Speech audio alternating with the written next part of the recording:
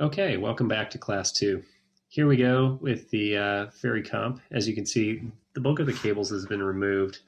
And so at this point, what I wanted to do is just give you a quick preview of where it's at, and we'll just step into the script and start talking about it. So the first thing that I want to talk about is the spline warp, or the actual morph that I did on the tail end of the shot.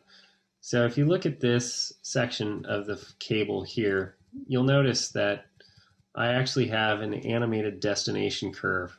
So to do that, what I did is I created a curve looking at the original painted out frame of 1046 here. I created a curve that I probably copied, actually I can't even remember, but I'm sure I copied it from this spline warp and then moved it into this one here. From there, I duplicated it, and after doing so, then I was able to take this now destination curve and actually move it according to the original footage.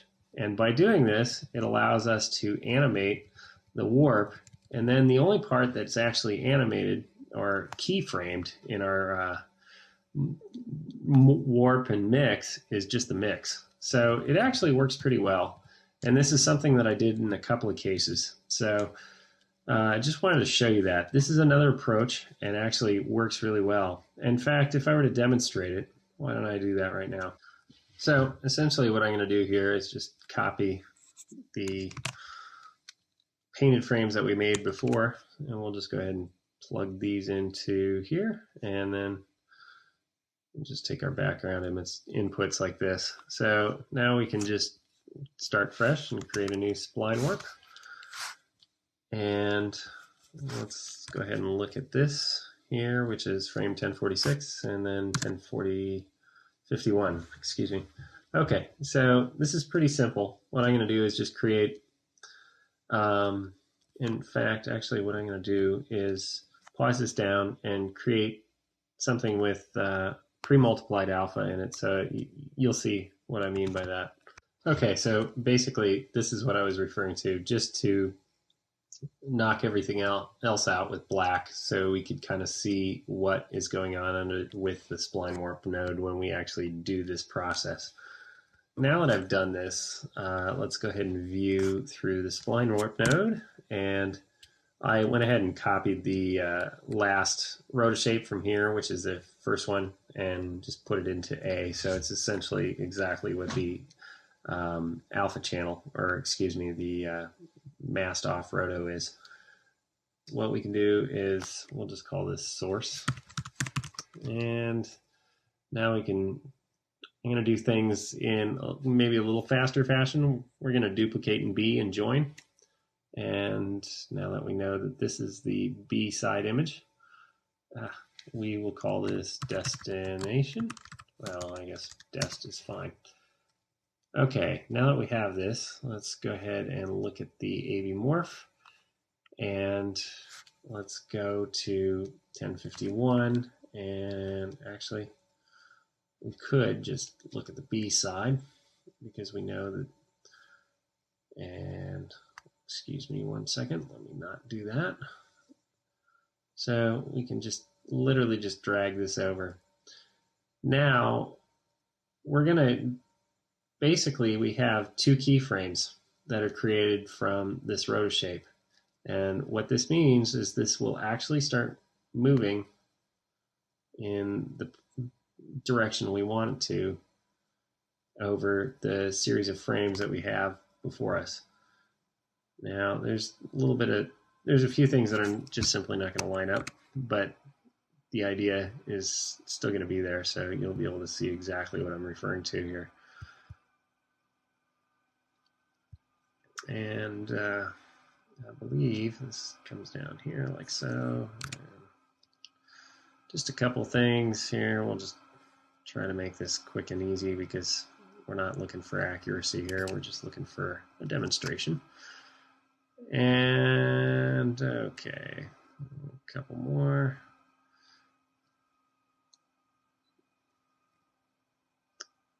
And put this back. That somehow got moved. And this goes here, and this goes here. Okay. Oh, and maybe adjust these in. Okay.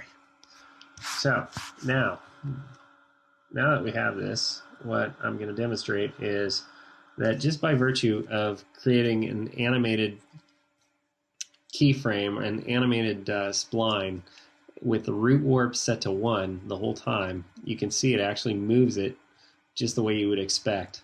Now, the only difference is that we just simply need to keyframe the mix. So in a case like this, if we were to do a mix halfway through, what you're going to end up with is, I'll show you this at 0.5, you'll see we get this kind of ugly blending. So once again, it's the same issue where you need to just, ramp your mix up in a way that, so here, if we were to set this, set a keyframe here and go here, put this to 1, and maybe not 1 divided, but just 1. And let's go ahead and frame this out so we can see it. There we go. So here we go. We will now, actually, we'll put this down to 0. So now that the mix is just at the tail end, so it should just shift at the very last second. In fact, actually, one other thing I'm going to do is just create a curve. And by the way, I'm hitting the H key when I do this for horizontal. That's what that means in terms of the Bezier handles there. Now that we've done this, you'll see that this actually moves and turns pretty quickly into the destination image. The reason why this is useful, of course, is that when you do have animated footage and you need to make it work together over a series of frames, this is a better way to do this, because then it will actually warp according to the original footage. So this is that's the first thing that I wanted to show. Now, moving on, let me just briefly tell you about the script. I think that since I sent out the script previously, you have a pretty good idea of what's going on here. I carried this out to 1046. I think that was the end of the script that I handed out to everybody.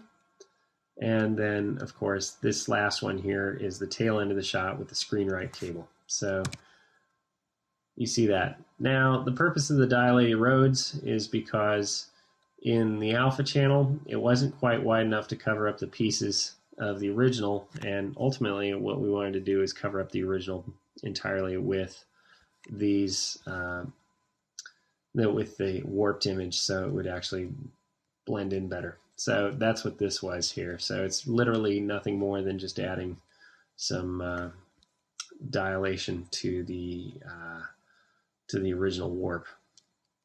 So if we were to look at this, let's just go to frame 1034 or 1033, excuse me, 1036. There we go. That should work.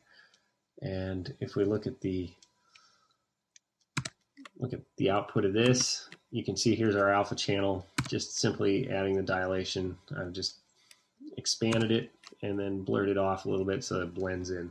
And then once again, this here is the blended image. And if I were to turn them off, you'll see right away that I have a little bit of fringe coming on in here. And so that's just the purpose there. A couple other things about the spline warp node that I want to address that I probably didn't talk about before. Just in here in the render tab, one of the things that's kind of nice is that you have this curve resolution here. If you want to get a better quality curve, so essentially it's the same concept as adding more points, correspondence points that you might have. But if you wanted to have a better looking, more accurate render, if you will, you can actually move this resolution up. So if we were to take this up to 12, you'll notice very quickly that it starts to take shape and have a better quality look in as opposed to if we left it at 3. So that's just one other thing. And then I think the last thing that I wanted to address, which was the if you noticed when I was adjusting this, you'll see how the screen goes white like that. I believe that might be a bug, but there is a way around it, and that is basically if you don't connect a spline warp in with rotopaint nodes and frame holds. So if we were to take these 1046 and 1051, which here, why don't I will do that. So I'm going to copy these two. Okay, and we'll call this 1046. And oh, it doesn't like that. Okay, let me go get the, oh, that's right. It's because we have a different frame range. So let me go ahead and get the equivalent of 1046 and 1051 and line those up. So now we have two source frames, still frames, if you will. The whole point here was to demonstrate that if you have your spline warp connected to two source images, so without connecting them through paint nodes and frame holds, when you actually start moving the points around, it's actually going to reflect without. It's not going to show you the that white blown out screen look. Essentially now, as you can see, when I'm moving this around, it is not actually creating that huge white screen look that we'd seen before. And now that I'm parked on a frame that actually shows us what we want to see, if I move this around, you'll notice, well, why are we not seeing that? We're looking through the spline. Oh, it's because we're looking through the spline, excuse me, the frame hold. So now, this is what I was trying to demonstrate. If we drag this around, you'll notice that it doesn't go all white and become next to impossible to see. So this is just one of those bug workarounds that I wanted to also address. Moving along in the script, let's talk about the cable in the hair. So this is something that's pretty cool in the sense that, here, let me just quickly get to where her hair was, which, okay, here we go. So in this particular case, I really just did knock this out with a RotoShape like I did previously. But then for the cable in the hair, you'll notice that I was able to just literally paint some of the hair back. And this is one of those areas where when you have a lot of motion blur and a lot of frenetic motion, if you will, if you go ahead and paint on this frame by frame, you're going to be fine. So in this particular case, if I wanted to just restore some of this, I could literally just look at, well, this probably isn't the best frame, but here, there are plenty of others because I actually left this alone for times when we would have, okay, so like in this case, I can literally just paint this back. So I can take from, I can take from this frame and just literally rotate it over. So if we go, actually, we'll free this from the control panels bin and then go from here. So moving one frame forward to grab that, and let's turn on the onion skinning. So what we'll want to do is rotate this so that it lines up. So something like that, kind of. Yeah, I think that should work. And we'll take this onion skinning off. And incidentally, if you notice on my cursor, you'll see that there are the source from which I'm cloning from. You'll notice that it's a target or a plus sign with an arrow going off to the right side. That simply means that there is a change in time. That's what that indication means. And then another thing I also want to show you is if I drag my cursor down, you'll notice that the clone actually gets closer. And that's a result of the fact that based on the anchor point from which I am sourcing from and the fact that there's a rotation other than 0, that's what's going on there. So if you notice how the clone offset, the target and the source kind of move together in this weird way, that's why. So if I were to take this back to 0, then you'll notice that the clone offset stays exactly accordingly. Anyway, going back to what we had, which was something like that, I believe. I think that's pretty much where it was. And now that we have that, let's just go ahead and paint some of this and see how this looks. So to be perfectly honest, I'm not terribly happy with that. I'm going to go ahead and remove those. And having said that, I think that we could just literally clone this over from the foreground. So what we'll do is go to the foreground, and if you'll notice that the indication shows a change in time, if you go back to the background, you'll see that exists. Turn that to 0, and then switch this back to foreground. Now everything looks correct in terms of the source and destination in your cursor. Literally, I think we can clone this much simpler, like this way. And essentially what I was getting at is that this kind of hand painting usually lends itself to a lot of paint chatter. But in cases like this, where we have so much motion blur, you won't see it when it plays back. So I'm literally just going to smooth this stuff out, and it's not going to be any fancy paint at all. It's just literally just cloning in some areas that don't look quite right. And then we'll do this for all the frames that we don't have, that we have a hole where the cable is. And then when we play it back, it should play back pretty seamlessly.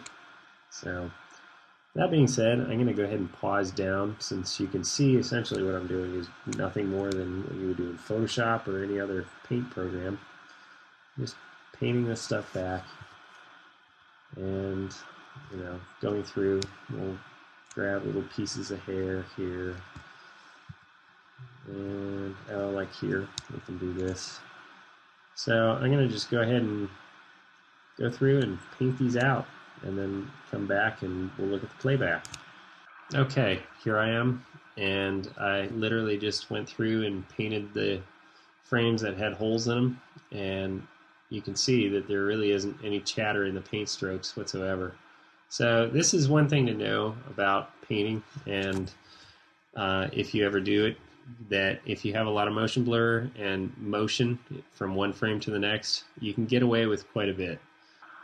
With that being said, I'm going to move on to one final thing that I want to show off, which is one of the tools in Nuke X. So if you are using Nuke, that's not available, but in Nuke X we have something called the furnace wire removal. So let's go ahead and take a look at that.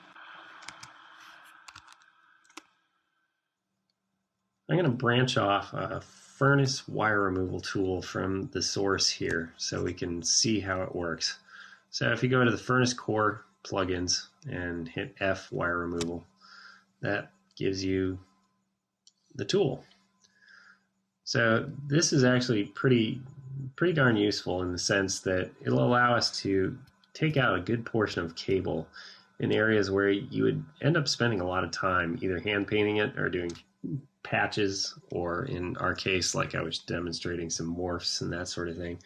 And the idea is that you can actually just set this up so that you do a little bit of this, and then there's only a little bit of paint fixes that you would need to do on top of that. So that's the basic concept with how I use the furnace wire removal tool, and I think many other artists do too. So having said that, let me just talk a little bit about what we have in the tool itself.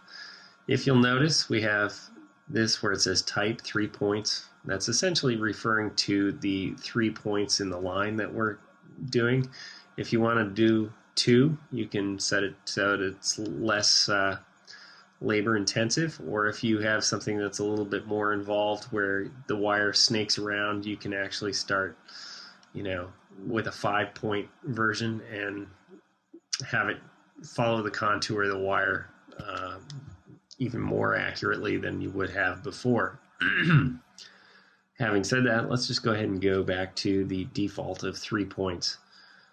When you have this outside part, which basically tells Furnace how much of the wire you want to remove or how much background information you want to push together over the wire itself. And then after you've done that, the idea is to just literally move the points along the axis of how the wire's moving itself. So I'm just going to move this along.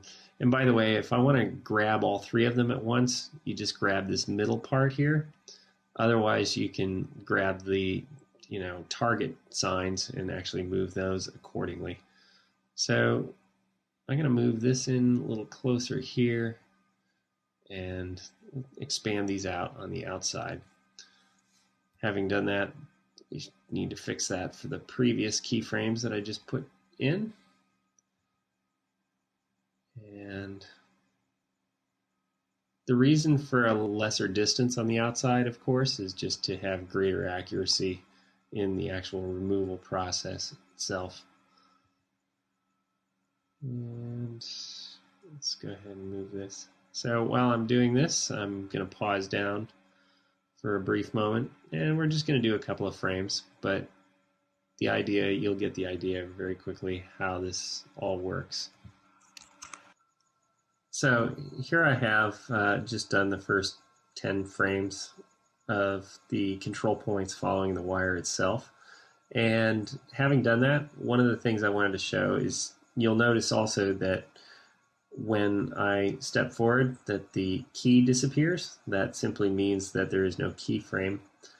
And this is something else that I wanted to show you up here in the control panel, which we can also reflect in the with the on-screen controls. You can actually, the idea is that this will actually track the wire. So if you hit this button here, it will actually track the wire forward. So if I were to demonstrate it, the issue is though that I've never had it work very well. So now that we've had it do its thing for a few minutes, let's stop. If you do use it, it's also helpful to know about this, which is basically these red buttons here, which I can also show you up here. And now we have a tooltip that pops up. It just says exactly what it'll do, which is, in this case, it will kill all your keyframes if you want to. So what I was going to show, here we go. So we'll go ahead and get rid of this. One of the things I have noticed is that sometimes it does work a little more accurately if you do the step forward. But once again, this is one of those things where I rarely use this, or actually I've never used this, because I've found it's much easier, much more accurate if I go forward and do it by hand. So now that we have that, let's just go ahead and look at the next step of the repair process. In fact, actually, what I want to do is bring this down in here so we can kind of see how it does with really challenging type stuff.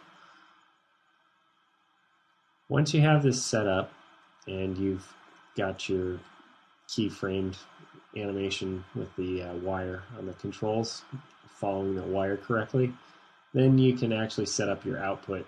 Currently it's set to source, but once you're done with all your animation of the controls, then you can move this to repair, or in my case, I always like to use repair matted. And the reason for that is because it gives you an alpha channel for free, and you can then adjust that as you see fit. So looking at the alpha channel here, the alpha you can see that it's giving us an alpha channel, which we could then blur off and blend in with the original footage if you wanted to, which is pretty handy. So this is something that I like. So I never even use repair. I just go with repair matted.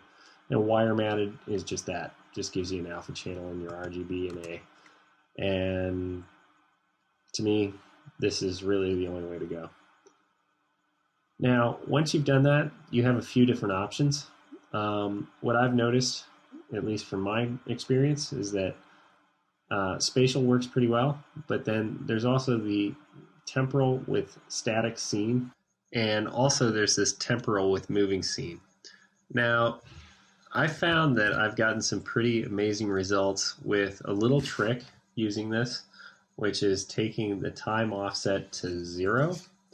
So, or the temporal offset rather, which basically what it's doing is that if it's set to 1, it's going to look 1 frame forward and 1 frame backwards to determine what type of material to fill into the area that you're matting out.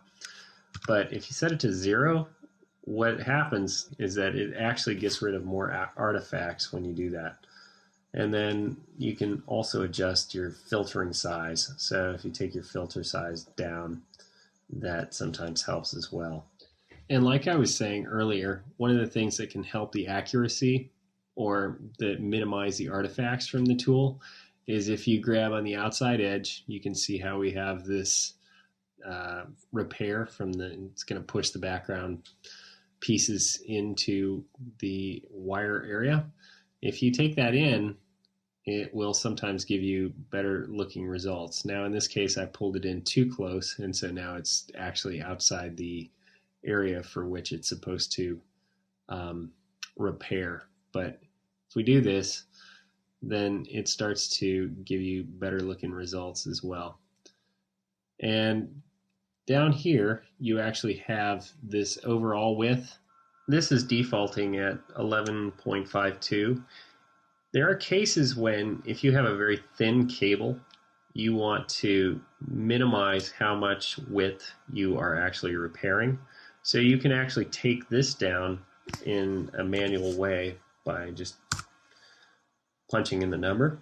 And once you do that, then in this case, this is not going to work right because, of course, this is a fairly fat piece of cable. But if you wanted to, you can then shrink this down to a point when it's very little removal, and it's actually going to give you very little artifacting as well. But for our case, I'm going to go ahead and put this back to 11.5 or 11, and we'll just adjust these inward a little bit. One of the things you can also see about this is that it is a render hog, which gives rise to, if you do want to use the wire removal tool, definitely pre-comp it if you're going to use more than one for sure. Anyway, that being said, let's just kind of look and see if we can finesse this in a little bit. So there, now you can see pretty clearly that if I turn this off, it actually did a pretty good job of getting rid of the wire. So obviously we could easily paint this out with just a few paint fixes after the fact. So having said that, that pretty much encompasses the furnace wire removal tool. And like I say, I love using it, and I use it all the time for this sort of work, and it's something that I think you can benefit from greatly. Moving forward to finish up the rest of this, I just wanted to talk a little bit about the last piece, which was the shirt on the girl here. So in this case, what I did was a series of morphs as well, utilizing the same concept of animating the destination shape so that it would follow through with the original movement of the source plate. And then basically from here, if you will, let's just go ahead and step through. You'll see I basically created clean frames from one to the next, moving down the line, just painting out. And then I went ahead and painted a little bit broader into the skirt area, so that way when we Actually, we're going to comp this on top of everything because as it's closer to camera, what we want to do is put this over on top of the skirt material. From there, I literally just, instead of using the, what do you call it, the cookie cutter option that we have here in the spline warp, what I then did is actually did a rotor shape where I followed the original piece and just used that to basically drive the alpha channel for the morphs on top, and then put that over on top of everything. So if you will, here's what we had previously, and takes a second to draw, of course, and then putting in the warped patch right on top, and that's ultimately how we got through to the end.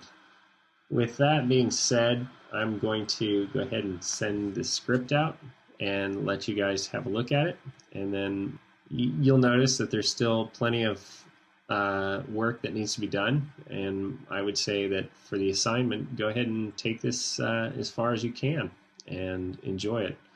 If you want to redo what I did here for the back of the shirt and take a stab at it, another approach you could do, if you wanted to just take a spline warp and warp the original plate, you could take that and then literally just squash this down so that it's less visible. That's another approach too.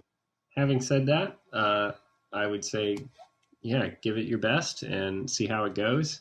And by all means, hit me up with questions on the forums. And by now, you guys know the paint node pretty well backwards and forwards, as well as the spline warp node. So you should be able to get most of it pretty well hammered out from what I've constructed here as well. So yeah, like I said, just go ahead and post questions on the forums, and I will respond accordingly. Thank you.